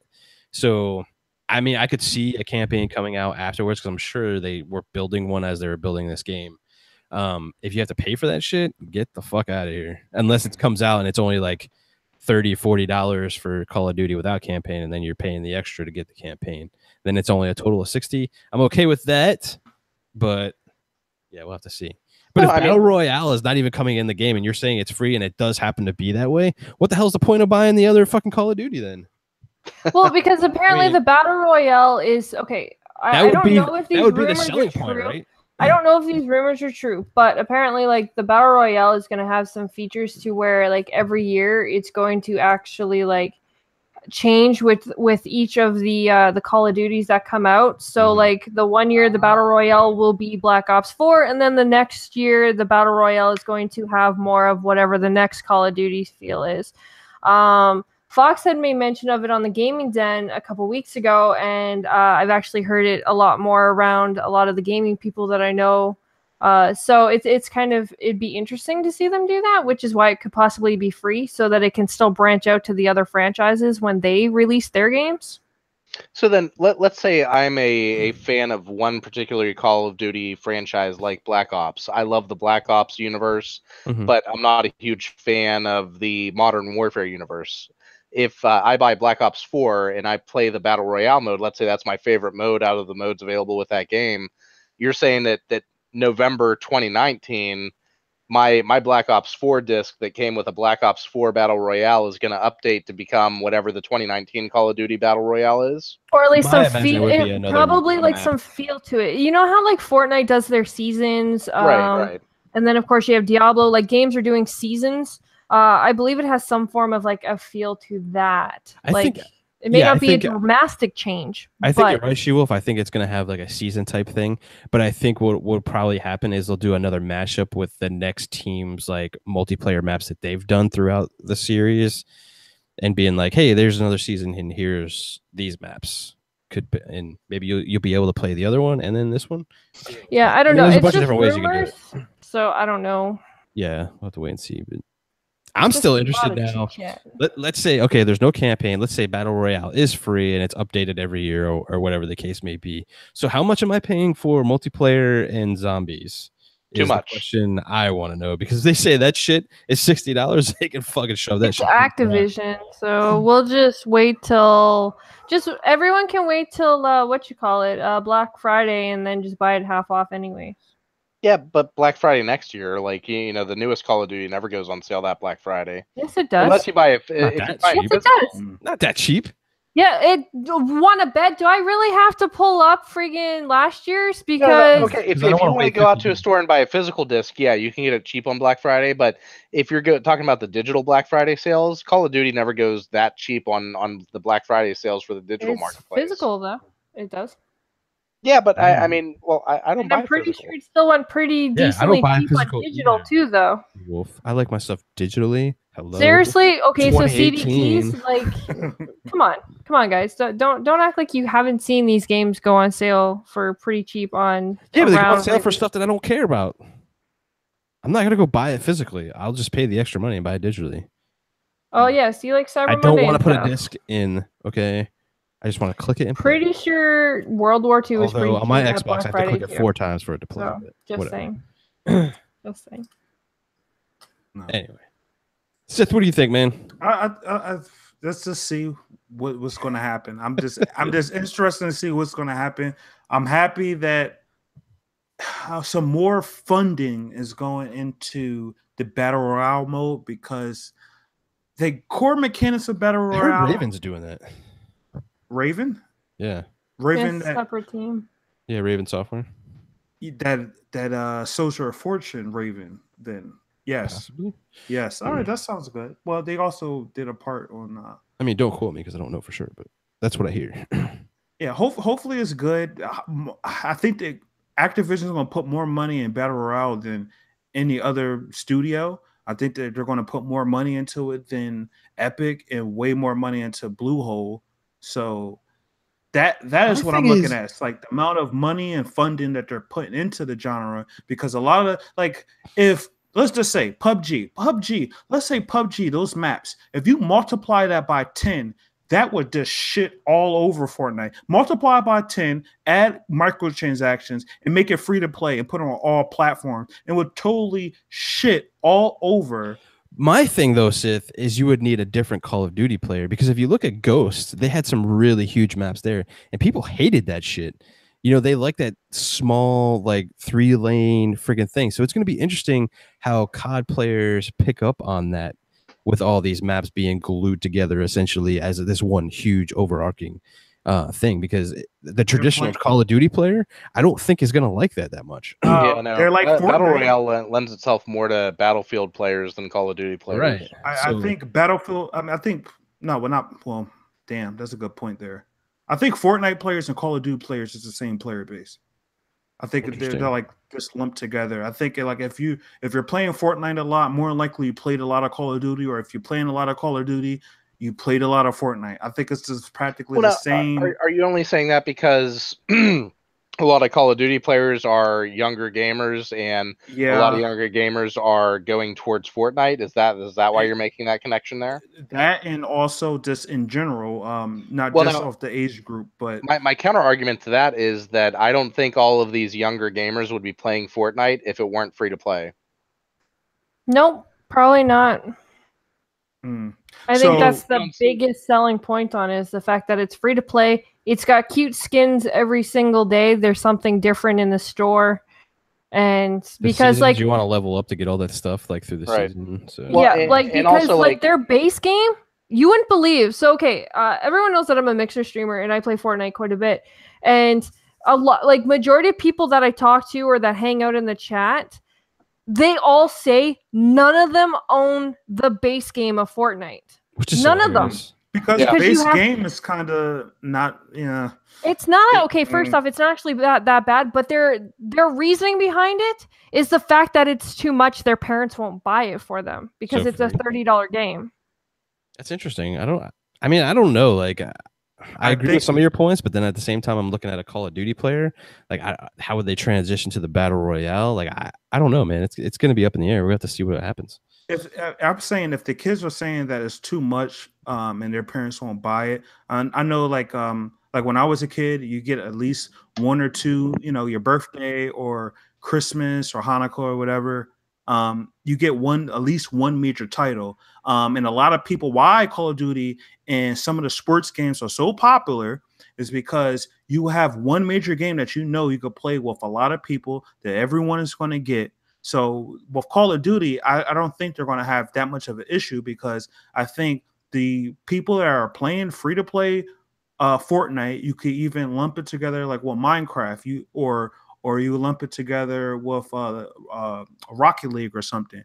A lot of the kids will be willing to pay $20, $30, or even $60 if it's a game that they know all of their friends are going to buy, and everyone's going to buy Call of Duty. We hate it. We say this every year, but it's the facts. Like Call of Duty, it just everyone bought World War II, and it's hardly ever spoke about now. Exactly. And back to Modern Warfare, the first one, when that game came out, I'm like, okay, I know this changed the industry. Like, I knew when Modern Warfare came out that it's going to overtake Halo, and I loved Halo, but I seen it. I think I even played Modern Warfare more than Halo 3, which is it's just evident on how well the core mechanics of Call of Duty was, and I knew they was going to milk it every year, and that's what they did, and it was smart because they're still selling, they're still doing their thing. So with Call of Duty, I don't think it's going to be a price issue, because everyone's going to have it, and if not everyone's going to have it, someone else is going to have it, and then one of the kids is going to see Call of Duty Battle Royale and be like, wow, I need to get it. And I'm happy on the fact that this amount of money is being put into a Battle Royale, because like I said before, PUBG and Fortnite, it just seems like it's not really that I mean, it has 2 maps, and then Fortnite is 1 map. I mean, that's my point. While Battlefield, you have 10 maps, and each of those maps is like all of the Call of Duty maps in 1 year put into 1 map. So if we're talking about map sizes, PUBG and Fortnite could put at least 10 maps easily. I mean, if you could go with Titanfall, the amount of maps that was in Titanfall and the size is ridiculous. That goes back to my point, though, Sith, is like, do the Call of Duty players, like, are they, is that player base, the ones that go and buy Call of Duty every year, going to fit into a battle royale game with a huge map like that? Yes, if they like first-person shooters, they like shooters. Yes, it's the same. I don't think so, man, because they get pissed. They got pissed at Ghost. They get pissed about a lot of things, and they want that traditional, like, I'm going to control the map with the 3 lanes. The thing with now, what I got to say about Ghost is that Ghost came out back in 2013, and that was before battle royale, before PUBG. Before Fortnite. So I think that the average Call of Duty player is going to be more willing to accept larger map sizes because we have the Fortnite phenomenon, because Battle Royale has become so big in the past 2 to 3 years. I think that you may see that shift where, Call of Duty players may accept that type of map size. And don't forget about Battlefield as well, because from Battlefield 3, like that's when I made the switch when Modern Warfare 3 came out. And I really didn't like the multiplayer. So my brother was like, hey, Battlefield, what was the second one? Battlefield Vietnam, like it was in Vietnam or something. I was like, wow, this game is cool. Anyway, I played Battlefield 3. It's awesome. I was addicted to Battlefield 3. Like it was just like the best thing ever. And then playing it on console for a console gamer, playing it on console and looking at the graphics, looking at the map, the destruction, and it's running at 60 frames. And then there's several Battlefields that came afterwards. I think the player base, the first-person shooter on console player base, are well tuned to bigger maps because Battlefield 1 did get a lot more popular than I think its predecessors. And same with 4. 4, I think it was a little bit of drop, but my point is more people played Battlefield on big maps than back then when Ghost came out. If we're like lumping all of the time played together. Well, and that was because Battlefield was a different type of game. Battlefield had vehicles. Battlefield had larger teams. It had to have larger maps. If you couldn't have a plane flying around the size of a Call of Duty 3 map or anything. No. I mean, it's going to be interesting because like Call of Duty is going to come out with its base multiplayer. It's going to have Battle Royale. I think to Shiwa's point, I think they do need to release it free to get a different player base in there because I think your core, I think they're going to try it out for sure, but I don't think they're going to stay there. I think they're going to go back into the regular multiplayer that they just love and enjoy. And I think for the Call of Duty Battle Royale to get in there and get ingrained into that Fortnite base, you need to have it free. You need to get that. And I think the Call of Duty name is going to get the hook for people to come in and play it. But I think they need to give it away for free for sure. Well, the amount of money they're putting in it, maybe. Like I kind of agree and disagree with it. I'm not really sure. It's going to be an interesting year for Call of Duty for sure. If they make the Battle Royale mode free to play, that's going to grab a lot of the Fortnite players come November. I agree. I think that's important for that. Yeah. I think from a Call of Duty's perspective and Activision's perspective, we want to be the biggest fucking shooter out there. Like that's just them, See, then the argument is like, do they have to? Because if it is far superior gameplay, I don't think they have to, but I think from them as a business standpoint, they have to. I mean, have to overtake Fortnite.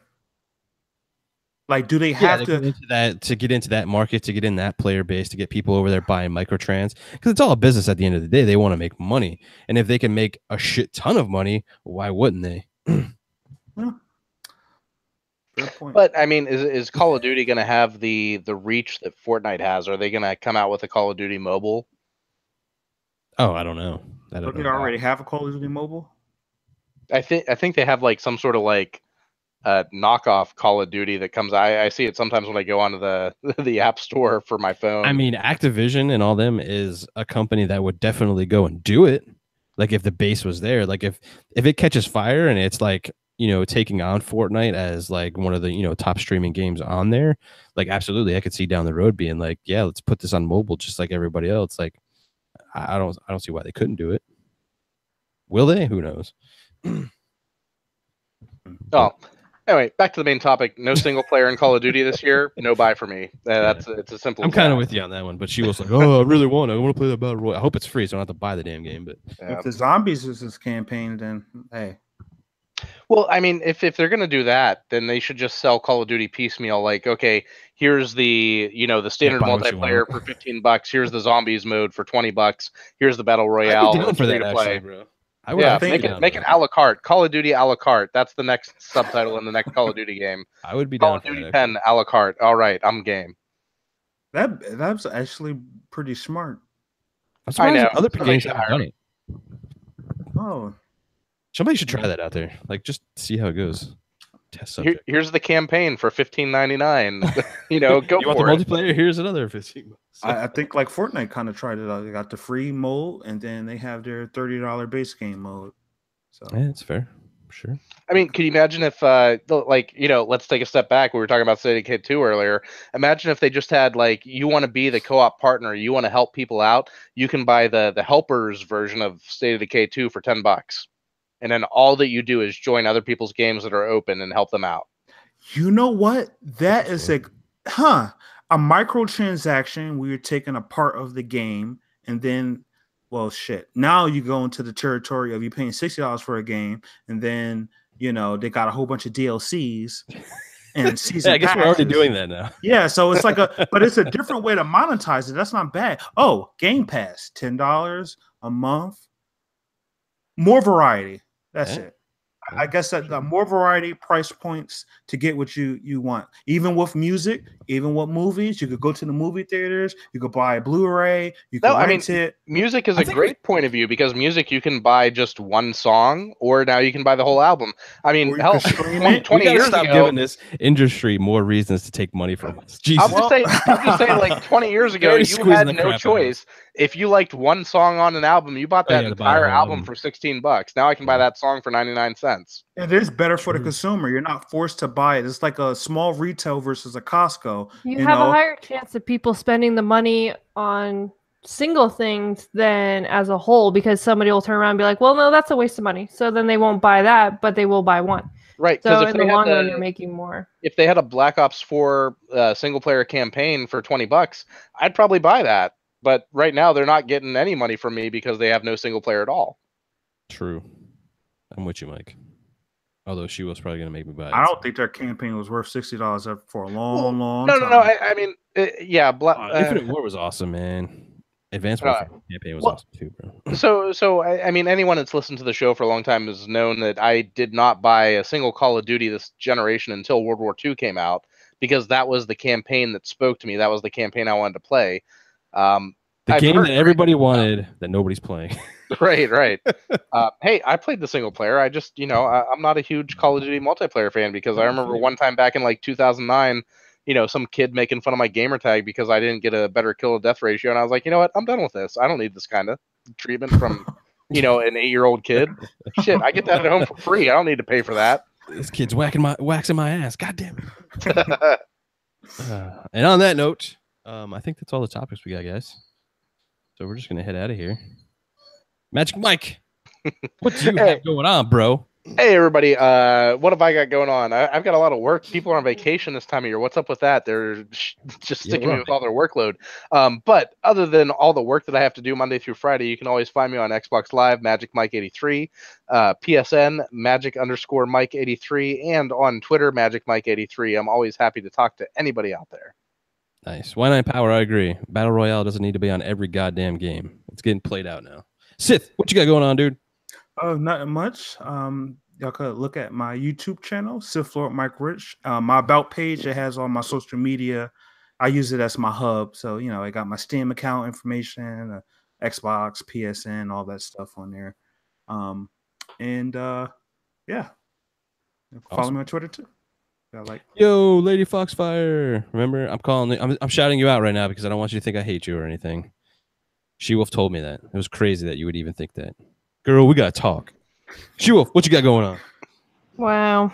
She's gonna hit you up right now. She's gonna hate you even more. She's gonna think you hate her more now because you literally just called her out on. She should know me by now. You just said that you were pretty much forced into it, though, dude. Hi. Yeah. Anyways, obviously you can find me on Mixer Monday to Friday, streaming. I got the gaming done on Friday with Fox. Other than that, that's about the gist of really what I do. Fox is already going crazy. Yeah, and I'm sure I'm gonna have DMs. So it's all your fault. She's gonna hit you up. She's like, GKB is such a jerk. Probably. Oh my gosh, Fox, we got nothing but love for you. You know, girl. Big shout out to everybody. She's disliking this video. I know. She's like, You go, girl. Anyway, we love you, Foxy.